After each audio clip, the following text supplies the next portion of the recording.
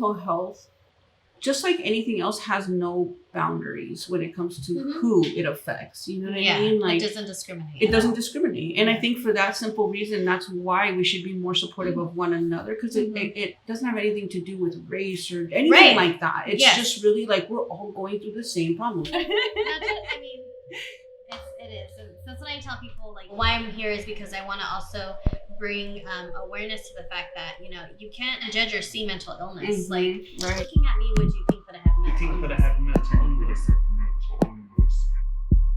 Hey everyone, welcome back. It's Sylvia here with Mental Cloud 9, and I'm really excited today because I have my friend Marissa here joining us today.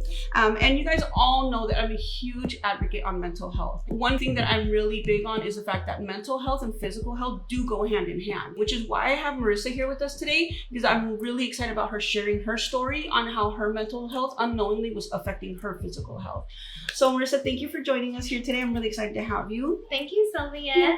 So I'm really excited to be here too. I have known Sylvia for a few years now. When Sylvia and I met, I would say we were both different people and a different, different stage in our lives. So it's really awesome to do full circle and come back, a few years later, and we're both working on our mental and physical health. Right. So thank you again, Sylvia, for having me here. My name is Marissa, if I didn't say, and I've struggled my whole life with anxiety. In my family, it's partially genetics. So most of my family have anxiety and depression. Some of my family also have bipolar disorders. So mental disorder and illness is in my family genetically, but also I know, because I've had it for so long, that it can also be brought on by your environment.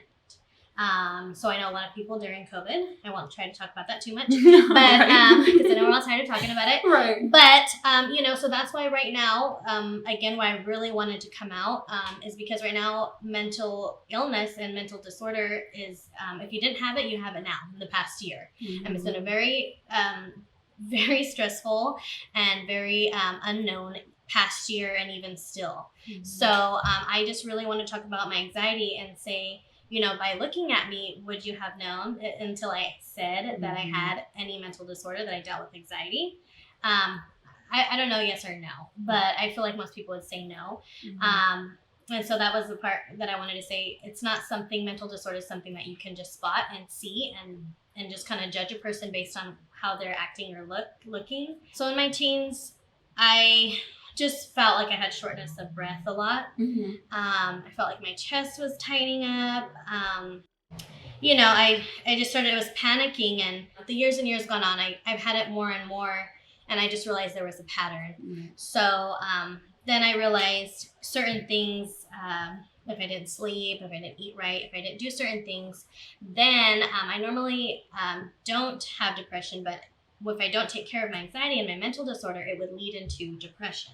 I also get seasonal depression. Some people get seasonal depression when it's just dark and gloomy and rainy. Yeah, I've heard of that.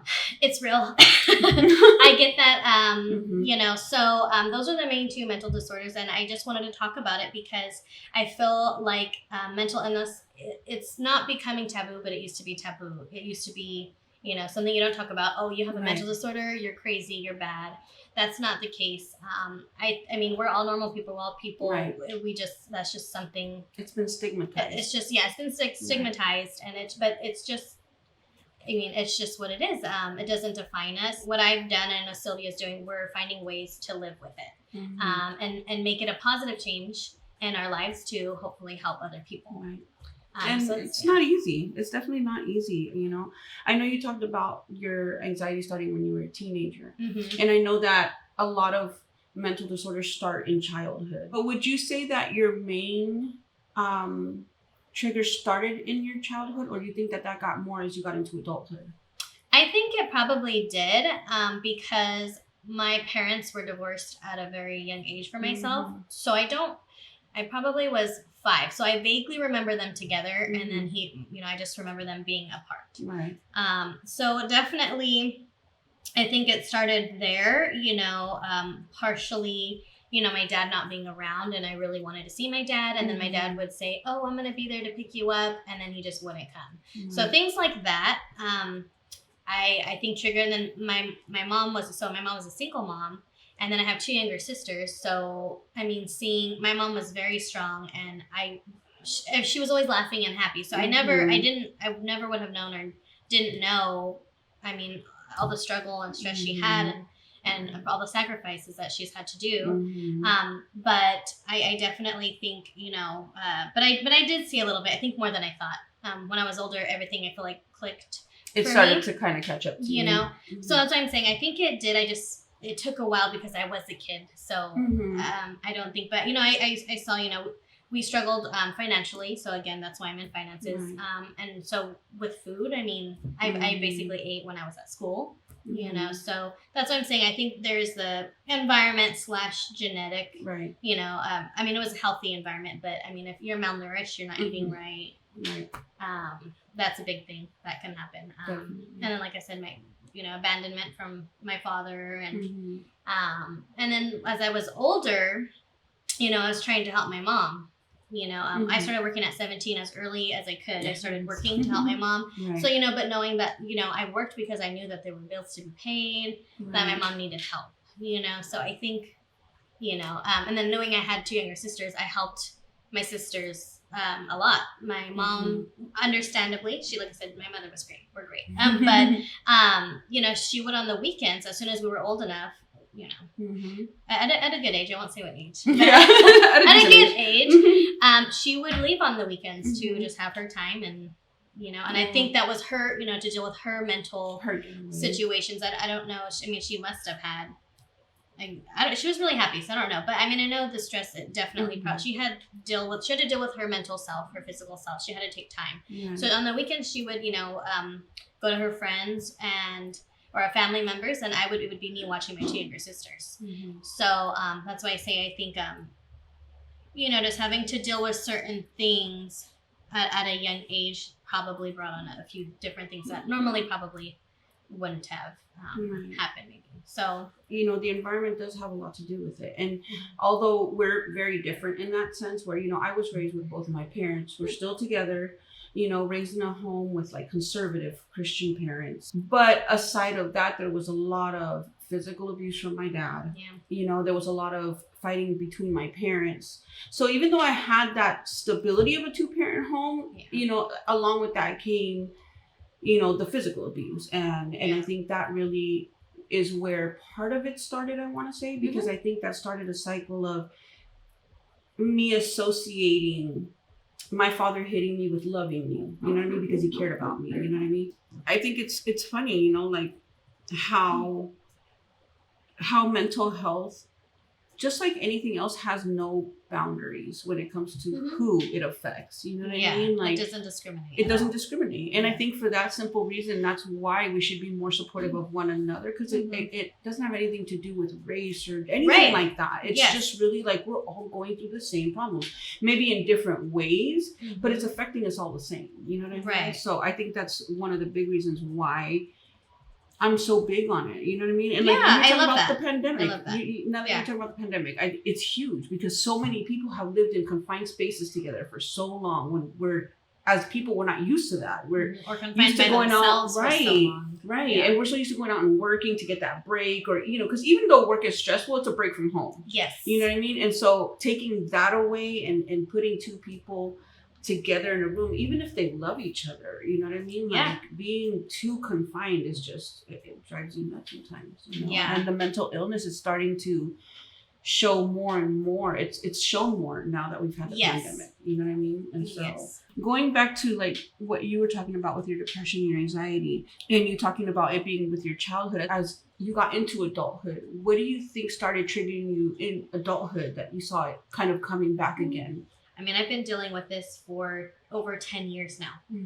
So I'm not a doctor, by the way. So, just the unknown. So that's why I know during this COVID time, I had gotten shingles. I'm only 28, really young. But the unknown, and that's for everyone though, a lot of people, it's very scary to not know what's going to happen. So that triggers it. Maybe even talking about my dad, I have a lot of, I think, issues from maybe abandonment. I think abandonment issues, because, he would say, I feel like everyone wants their parents around initially. I mean, everyone, it's just natural. You want your parents. So, and even now, you know, but I think just the fact of even talking about, you know, him or the experiences sometimes, or other situations that have made me felt how I felt. Right. It's just if it being in a certain situation, really, or feeling, I think it's just certain environments. It just brings back certain feelings. Right. And Definitely. even not really maybe even knowing what's happening, just feeling that feeling a little bit can, if I don't, you know, walk away, or just take a second to refocus or to almost pretty much calm myself down, talk myself down. I mean, it can be triggered just by something like that. So not knowing as a child, because we're children, but I think, you know, now that we're adults and moms, that we can see how maybe now it's not a big deal, but it eventually comes up later in life. And you talk about being more aware. You talk about being more aware as you grow up. Yeah. And that's a big thing, because I think as children, we're not as aware, although they express it differently. You know, they find different ways to express it, whether it be through like temper tantrums or eating disorders, because even kids they develop eating disorders, you know. And so I think it's in that sense, I think as adults, because we can actually recognize certain things of our body that we know. And you know, like, because for me it was, you know, talking about the physical part of it, you know, like you said, you got the shingles. I'm 40 years old and I had a mild stroke. You know what I mean? And that's something that you don't see until older people, but you're seeing it more and more now in this generation because of the anxiety. Because I spent a whole week in the hospital. They couldn't figure out what was wrong with me, couldn't figure out what was causing. And then at the end of the, you know, of it all, it's like, it was just anxiety. It was extreme anxiety, but it was anxiety nonetheless. So it's like, you know, having to, and you know, medicine is good. I think medicine is good to help you when you're really at that stage. But I think once you find that recovery without medicine, when you can actually learn to discipline your mind and like really become aware of your body, your surroundings, what triggers you, I think that's what really helps to change the situation. You know what I mean? And that's a difficult step to take, definitely.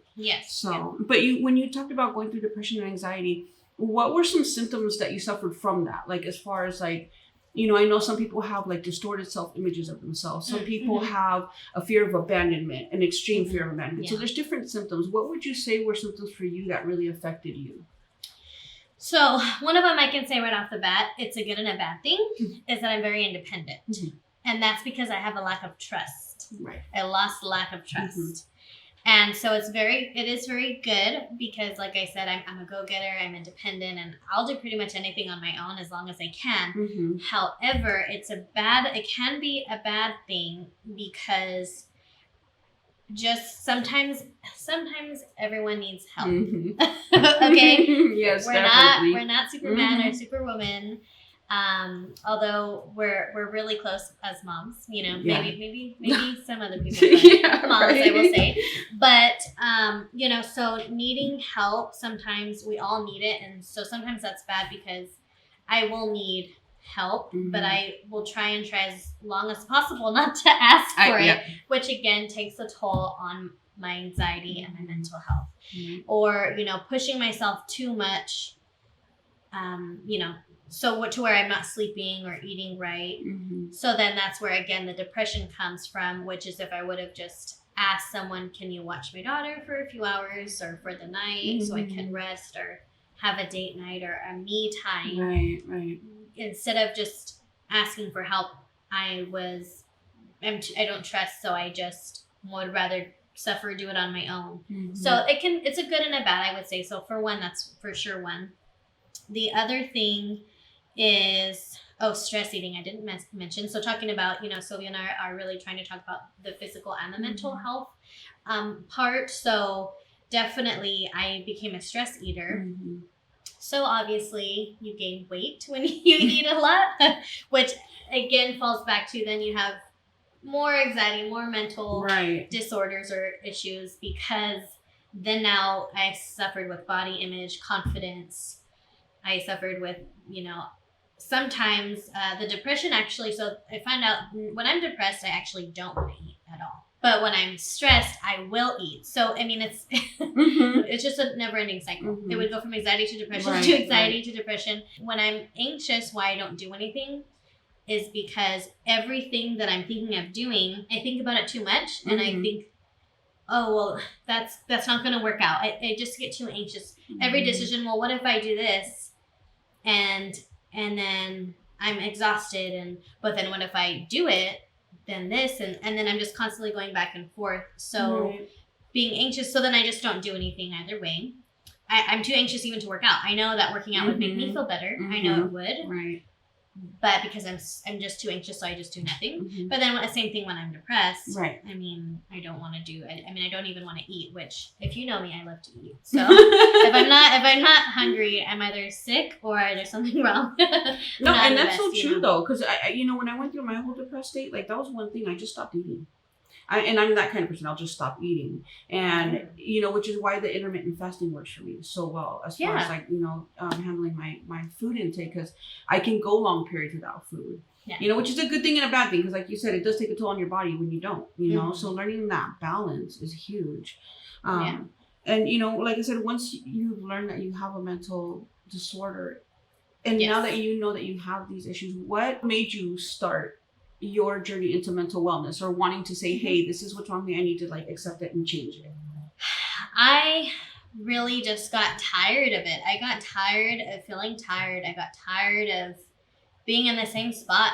I got tired of knowing that I was capable, and I am capable of being happy and being successful and doing things that I want to do without having to think about money. I knew that I was very capable, and I can do that, and I'm on my journey to that.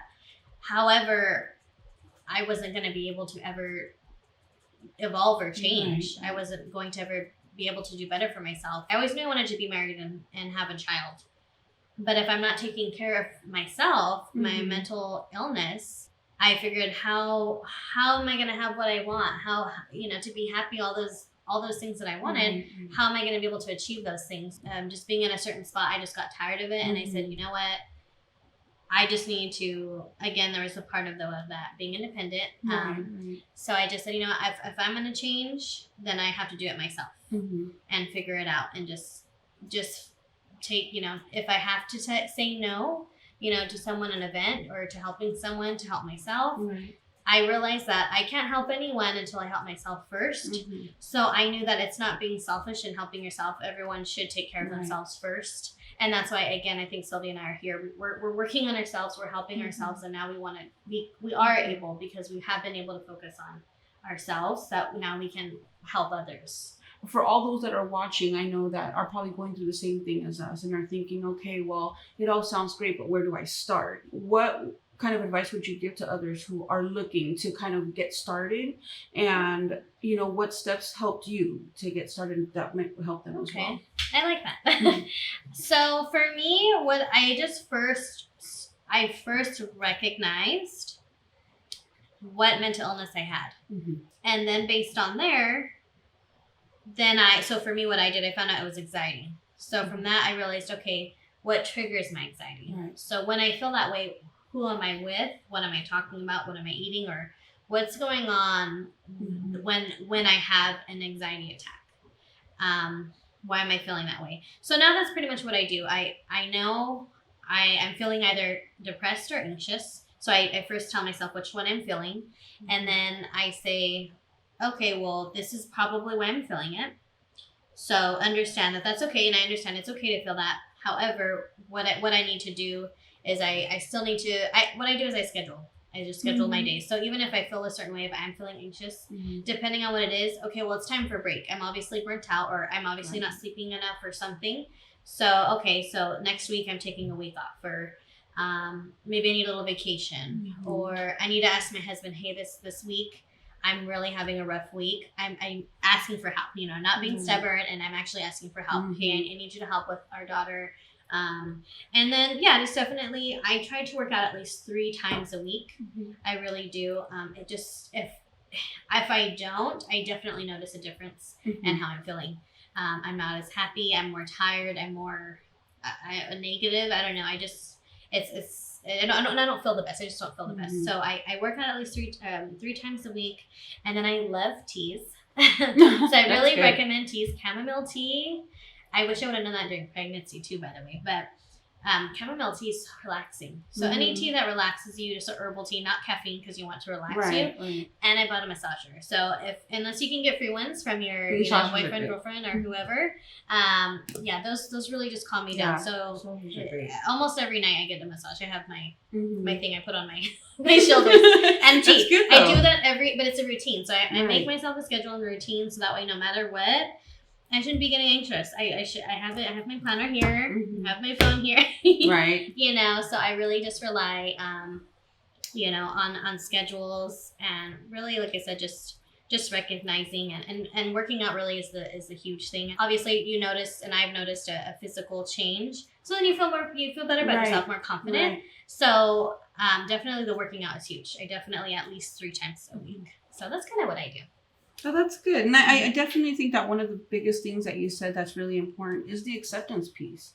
Yes. Because I think that's huge. And I think that's like a huge barrier for many people is because of the stigma that mental disorders carry, they're so afraid to even accept it. And they just kind of push it off on everybody else around them or whatever it is to keep the focus off of them. So I think that's... for everybody, that's huge, being able to accept that there is something wrong and that there's nothing wrong with you per se. It's just whatever you're dealing with, you have to find a way to be able to deal with it in a healthy way. So I think that's really important. And I think that this has definitely been a great conversation. I think it's been really good. I'm really excited about what's to come and, more things that we can share with others that will definitely help on our journey. Because like you said, it's a progress. And every day we're going through this. And so we're going to have different milestones as we go along and different changes. And I think as those come along, it'll be nice to share those with others and just kind of let them know how we've been able to do that. So I'm really excited that you were here to do this today. And I really thank you so much for coming on here and sharing your story with us. Hey guys, it's Sylvia here from Mental Cloud 9. I'm a blogger, a mental health activist, and a full-time mother diagnosed with BPD, anxiety, and depression.